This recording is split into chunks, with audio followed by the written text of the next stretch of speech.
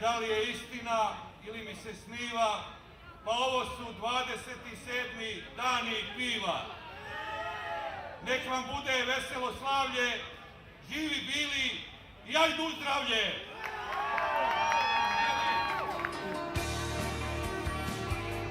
Proteklih dana u Zrenjaninu nikom nije bilo hladno. Svi su se zagrejali uz pivo, dobru muziku,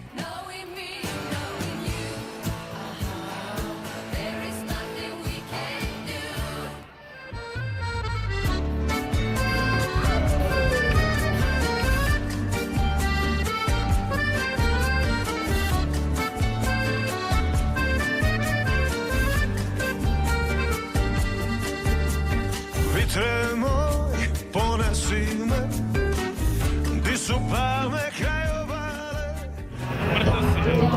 ali i dobar zalogaj.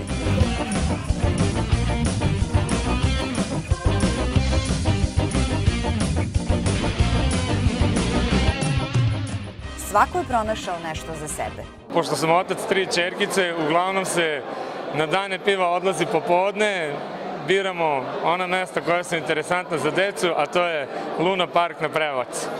Za sebe od programa recimo biram Gorana Karana i verovatno mnogo žena koje vole Gorana Karana. Muziku! I dobro druženje, naravno. Ja sam odabrao da svako večer budem ovde na Žitnom trgu kod svojih prijatelja. Tu je i tradicionalno takmičenje u brzom ispijanju piva, konkurencija u muškom rodu žestoka, a od žena samo jedna kandidatkinja. A posetioci kažu da je na danima piva najbolje. Muzika! Muzika! Tamno pivo i program koji je na repertoaru.